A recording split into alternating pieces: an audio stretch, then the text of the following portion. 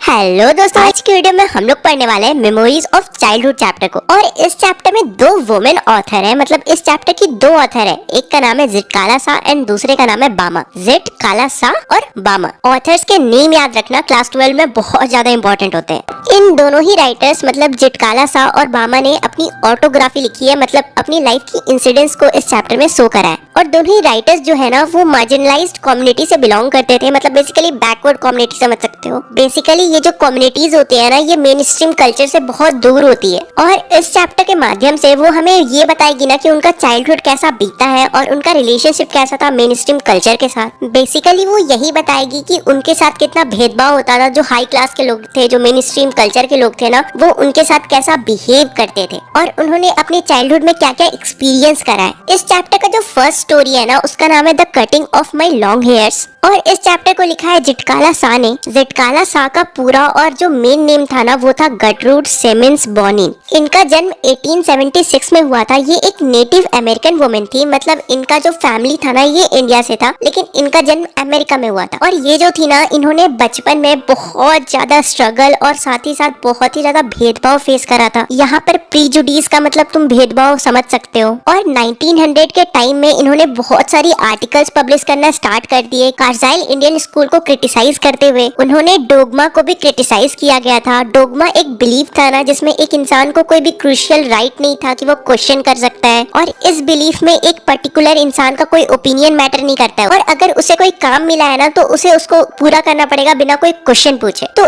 इसलिए जिटकाला सा ने डोगमा को भी क्रिटिसाइज करा है। और उन्होंने अपना पूरा लाइफ फाइट किया है ऑपरेशन के खिलाफ, मतलब कि हरासमेंट के खिलाफ, दबाव के खिलाफ, फोर्सिंग के खिलाफ। ये था हमारे ऑथर के बारे में जो तुम्हें जानना बहुत जरूरी है। तो चलो अब चैप्टर का डिटेल में एक्सप्लेनेशन शुरू करते हैं। Cutting of my long hair by Zitkala Sa. तो चैप्टर कुछ ऐसे स्टार्ट हो रहा है। ये मेरा पहला दिन था लैंड ऑफ एप्पल्स में और यहाँ पे बहुत ज्यादा ठंडी थी। यहाँ पर ऑथर लैंड ऑफ एप्पल्स बोलकर अपने स्कूल को डिनोट कर रही है, प्रेजेंट कर रही है। और जो ग्राउंड था ना वो पूरा स्नो से भरा हुआ था। और इवन वहाँ पे जो ट्रीज थे ना वो पूरे के पूरे बेयर थे, मतलब उनमें बिल्कुल भी लीव्स नहीं था, बिल्कुल भी फ्रूट्स नहीं थे, कुछ भी नहीं थे, बिल्कुल सूखे पेड़ थे। तभी जोर से बेल रैंक की आवाज आती है। वो बेल रैंक बेसिकली ब्रेकफास्ट के लिए था। बहुत ही ज्यादा लाउड मेटेलिक साउंड थी जो बेल फ्राई से आ रही थी। Belfry basically bell tower होता है। और वो आवाज इतना ज्यादा लाउड था ना कि लग रहा था कि हमारे कान में आके वो साउंड एकदम क्रैश कर रहा है, मतलब बहुत ज्यादा चुभ रहा है। और हम सभी के सेंसिटिव ईयर्स के लिए ये झेलना बहुत ही मुश्किल था क्योंकि हम सभी बच्चे थे। ऑब्वियसली स्कूल में सब बच्चे ही होते हैं। फिर जटिला सा कहती है बस वो बेल रैंक का आवाज ही बहुत इरिटेटिंग नहीं था, बल्कि वहाँ पर क्लैश ऑफ हार्श नॉइज थी, मतलब बहुत तरह की रफ साउंड्स एक साथ मिलकर बहुत ही गंदा साउंड प्रोड्यूस कर रही थी। एक तो बेल रैंक की आवाज, दूसरी लोग फर्श पे इतना जोर जोर से अपने जूतों से चल रहे थे ना कि वो बहुत ज्यादा इरिटेटिंग साउंड कर रहा था। बस इतना कम था क्या कि सारे जो बच्चे होते हैं वो अपने अपने मदर टंग में मरमर करने लगते हैं, जो बिल्कुल मेरे लिए अननोन था। देखो एक्चुअली में वो लोग इंग्लिश में बात कर रहे थे, लेकिन ऑथर को इंग्लिश नहीं आता था तो उन्हें बहुत ही ज्यादा इरिटेटिंग लग रहा था। और इतनी सारी आवाजें सुनकर ऑथर को ऐसा लग रहा था ना किसी ने उन्हें सिक्योरली एक पागल खाने में बांध कर रख दिया है। ऑथर की जो स्पिरिट थी, मतलब की जो आत्मा थी ना, वो अपनी फ्रीडम को पाने के लिए स्ट्रगल कर रही थी। पर ऑथर कहती है ये जो स्ट्रगल है ना ये बिल्कुल यूजलेस था, क्योंकि ऑथर जब अपने घर में थी, अपने लोगों के साथ थी ना, तब उनके पास बहुत ज्यादा फ्रीडम था। वो कुछ भी कर सकती थी, उन्हें कोई रोकने टोकने वाला नहीं था। बट यहाँ पर उनका ये सारा जो फ्रीडम था ना ये छिना गया था, मतलब कि उस स्कूल में। फिर जिटकिला सा बताती है कि एक पेल फेस वुमेन, मतलब एक ऐसी औरत जिसके फेस में कोई एक्सप्रेशन नहीं था, जिसका व्हाइट हेयर था, वो हमारे पास आती है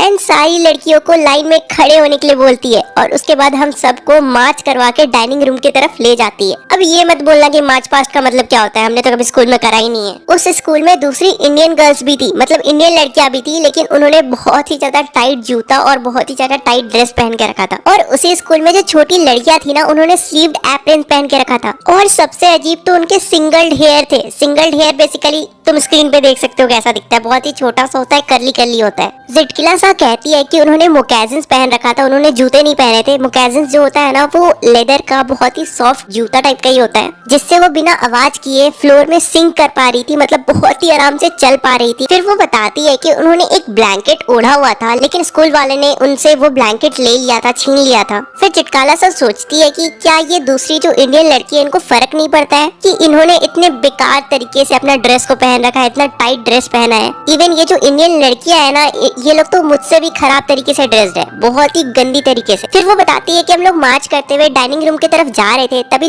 अपोजिट साइड में एक डोर खुलता है, वहाँ से जो लड़के होते हैं ना वो आ रहे होते हैं, और वो कहती है कि वहाँ से 3 ब्रेव लड़के इंटर करते हैं, मतलब आ रहे होते हैं। और जिटकिला सा को वो 3 लड़के ब्रेव इसलिए लगते हैं ना क्योंकि उन्होंने बहुत अजीब ड्रेस नहीं पहन रखी होती है, उन्होंने एकदम लूजली नॉर्मल बहुत ही कंफर्टेबल ड्रेस पहन रखी होती है। फिर जब वो ध्यान से उन्हें पीछे मुड़कर देखती है ना, तब उन्हें रियलाइज होता है कि वो तीनों लड़के भी उतने ही अनकंफर्टेबल है जितना वो खुद को फील कर रही है। तभी वहाँ पे एक बेल की आवाज आती है और सभी अपने चेयर को पीछे पुल करते हैं, मतलब पीछे खींचते हैं। तो ऑथर भी उनका देखा देखी उस चेयर को पीछे खींचती है और फिर साइड से उस चेयर में बैठ जाती है। फिर तभी वो रियलाइज करती है कि उनके अलावा उस हॉल में कोई भी नहीं बैठा था। ये देखकर वो खड़े होने लगती है और उस पॉइंट ऑफ टाइम में उन्हें बहुत ही ज्यादा सर मारा होता है और वो खड़ी ही हो रही होती है कि अचानक से सेकंड बेल बजता है और सभी उस चेयर पे बैठ जाते हैं। और फिर ऑथर भी तुरंत उसी टाइम पे अपनी चेयर पे बैठ जाती है। तभी ऑथर को हॉल के दूर वाले साइड में एक आदमी की आवाज आ रही होती है। वो उन्हें देखने की कोशिश करती है, लेकिन फिर वो नोटिस करती है ना कि उस हॉल में जितने भी स्टूडेंट्स हैं, जितने भी बच्चे हैं, सभी ने अपने हेड को झुका रखा है टेबल की तरफ, और वहाँ पे बहुत सारे टेबल्स थे और सभी चेन सीक्वेंस में अरेंज्ड थे। तभी वो फिर से एक पेल फेस वुमन को देखती है जो कि जिटकिला सा को घूर रही होती है। तभी वो जल्दी से अपना सर को भी झुका लेती है सभी दूसरे बच्चों की तरह, और वो सोच में पड़ जाती है कि आखिर क्यों वो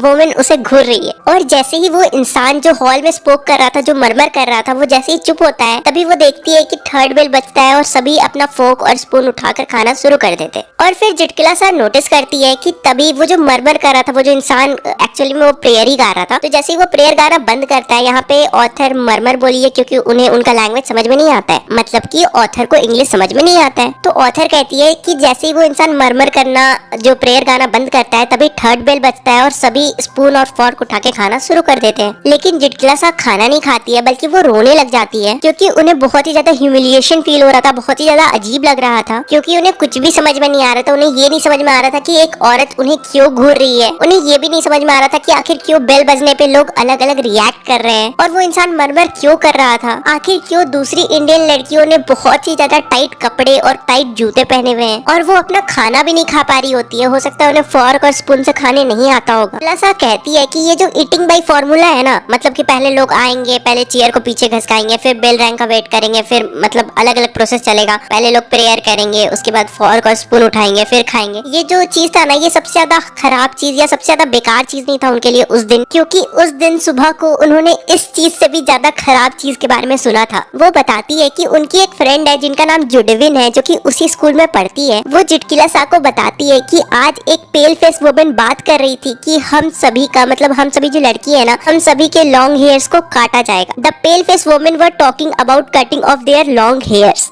ये बात सुनकर ऑथर बहुत ही ज्यादा डर जाती है। अब जिटकिला सा बताती है कि उन्हें छोटे हेयर्स क्यों नहीं पसंद थे, क्योंकि जिटकिला सा की जो मदर थी, उन्होंने उन्हें सिखाया था, उन्होंने उन्हें बताया था कि जो अनस्किल्ड वॉरियर होते हैं, मतलब कि ऐसे वॉरियर्स जिन्हें लड़ना नहीं आता है, जिनके पास कोई स्किल्स नहीं होती है, और वो पकड़ा जाते थे वार में, तो उनके जो एनिमीज थे ना, वो उनके बालों को काट दिया करते थे, ये जताने के लिए कि वो लोग वॉरियर्स कहलाने के लायक नहीं है, या फिर ये जताने के लिए कि वो लोग कितने ज्यादा डरपोक है। मतलब अगर एक लाइन में कहो तो जिटकिला सा को लगता था कि छोटे बाल होने का मतलब होता है कि वो इंसान डरपोक है। फिर वो एक और रीजन बताती है कि उन्हें छोटे बाल क्यों नहीं पसंद है, क्योंकि उनके कल्चर में जो शॉर्ट हेयर्स है ना, वो मोर्नर्स रखते थे, मतलब जिनके घर में किसी का डेथ हो जाता है ना, तो उनके घर में बाल कटवाना पड़ता है। मतलब कि बेसिकली छोटे हेयर्स जो होते हैं ना, वो या तो डरपोक रखते हैं या तो वो रखते हैं जिनके घर में किसी का डेथ हो गया हो। फिर जुडेविन जो जिटकिला सा की दोस्त है, वो कहती है कि हमें हार मानना ही पड़ेगा, क्योंकि हम लोग के सामने वाले जो लोग हैं, मतलब जो स्कूल वाले लोग हैं ना, वो बहुत ज्यादा स्ट्रॉन्ग है। लेकिन जिटकिला सा इस चीज को अपोज करती है और वो हार ना मानने को कहती है। वो कहती है कि वो स्ट्रगल करेगी लेकिन वो हार नहीं मानेगी, मतलब बेसिकली मैं सरेंडर नहीं करूंगी, मैं लड़ूंगी अपने हेयर्स के लिए। फिर जिटकिला सा जो होती है ना, वो अपने चांस का वेट कर रही होती है, और जब उन्हें कोई भी नहीं देख रहा होता है, वो अचानक से डिसअपियर हो जाती है, मतलब वहाँ से गायब हो जाती है, और बहुत ही धीरे धीरे से स्टेयर्स के ऊपर चढ़ने लगती है। फिर वो कहती है उनसे उनके मोकेजेस छीन लिए गए थे और उन्हें भी स्टिफ शूज दे दिया गया था, फिर भी वो बहुत धीरे धीरे स्टेयर्स पे चढ़ती है ताकि आवाज ना आए। फिर वो एक हॉल से पास होती है और तभी वो नोटिस करती है कि वहाँ पे एक ओपन डोर है, खुला दरवाजा है, और उस रूम के अंदर 3 व्हाइट कलर के बेड थे, और वहाँ पर जो विंडो थी ना, वो ग्रीन कर्टेन से कवर थी, मतलब हरा कलर का पर्दा लगा हुआ था, और उस डार्क ग्रीन कर्टेन की वजह से बिल्कुल भी उस रूम में लाइट नहीं आ रहा था, मतलब बहुत ही हल्का लाइट आ रहा था। और उस रूम में जो थर्ड बेड था ना, तीसरा नंबर का जो पलंग था, उसके नीचे जाके छुप जाती है, जो एकदम कॉर्नर में बेड नहीं था थर्ड वाला, उसमें, और वो बेड के नीचे से झांक कर देखने लगती है, और वो बहुत ही ज्यादा डर जाती है या कांपने लगती है जब उन्हें कोई भी फुटस्टेप का आवाज सुनाई देता है उनके रूम के आसपास। तभी जिटकिला सा सुनती है कि कोई उनके नाम को बार बार चिल्ला चिल्ला कर बुला रहा है, और जो जुडेविन होती है मतलब जो जिटकिला सा की दोस्त होती है ना, वो भी उसके नाम को बहुत ही जोर से चिल्ला चिल्ला के बुला रही होती है, लेकिन वो फिर भी कोई रिस्पॉन्स नहीं दिखाती है, कोई भी आवाज का जवाब नहीं देती है और बेड के नीचे छुपे रहती है। लेकिन जो फुटस्टेप्स के आवाज थे ना वो और भी ज्यादा बढ़ने लगते हैं, मतलब लोग उनके रूम के करीब आने लगते हैं, तो वो और भी ज्यादा डरने लगती है। और फिर एक वुमेन और कुछ लड़कियां उस रूम में इंटर करती है, मतलब आती है, और वो देखती है कि वो जो लड़कियां है और वो जो वुमेन है ना, वो क्लोजेट को खोल खोल के, मतलब जो कबर्ड से उन्हें खोल खोल कर देख रही होती है, और बड़े बड़े ट्रंक्स को, मतलब सूटकेस वगैरह को चेक कर रहे होते हैं, मतलब कि सूटकेस वगैरह को चेक कर रहे होते हैं। और तभी उनमें से एक लड़की कर्टेन्स को हटा देती है, जिसकी वजह से वो जो पूरा रूम था ना वो रोशनी से, मतलब एकदम लाइट से भर जाता है। और उसके बाद ऑथर कहती है, मतलब जिटकिला सा कहती है कि पता नहीं उस वुमेन को क्या ख्याल आता है कि बेड के नीचे चेक कर लिया जाए। और जैसे ही वो वुमेन बेड के नीचे झुक करके देखती है, तभी वो देख लेती है ऑथर को, मतलब जिटकिला सा को, और उसके बाद उन्हें वहाँ से ड्रैग कर कर बाहर निकाला जाता है, मतलब घसीटते हुए, खींचते हुए। उसके बाद ऑथर कहती है कि हाँ, मैंने भी रेजिस्ट करा by kicking and scratching wildly, मतलब कि हाँ, मैंने भी उन्हें लात मारा और उन्हें स्क्रैच करा, लेकिन फिर भी वो अपने आप को नहीं बचा पाती है। उन्हें वहाँ से उठाकर नीचे डाउनस्टेयर्स, मतलब नीचे ले जाया जाता है, और फिर उन्हें जल्दी जल्दी एक चेयर से बांध दिया जाता है। मैं बहुत जोर जोर से रोने लगती हूँ, इवन मैं अपने सर को बहुत जोर जोर से हिलाती हूँ, लेकिन इससे कोई भी फायदा नहीं होता है। जो कोल्ड ब्लेड्स ऑफ सीजर्स थे, मतलब जो कैची था ना, वो मेरे नेक के ऊपर मैं फील कर पा रही थी, और मैं अपने थिक हेयर्स को कटते हुए सुन पा रही थी। अब वो हिम्मत हार जाती है और अपने सर को हिलाना भी बंद कर देती है, क्योंकि ऑलरेडी उनकी एक चोटी कट चुकी थी, और उसके बाद से मैंने अपनी आत्मा को अपने आप से खो दिया है। फिर वो बताती है कि जब से मैं अपनी माँ से दूर आई हूँ ना, तब से मैंने बहुत ज्यादा सफर करा है, और जब से वो अपनी माँ से दूर हुई है, लोग उन्हें स्टेयर करते हैं, लोग उन्हें घूरते रहते हैं, उन्हें एकदम पपेट की तरह इधर से उधर टॉस किया जाता है। और क्या इतना कम था कि अब मेरे बालों को भी काट दिया गया है और मुझे कवर्ड बना दिया गया है, मतलब कि जैसे बाल डरपोकों के होते हैं वैसे बाल मुझे दे दिए गए हैं, वो छोटे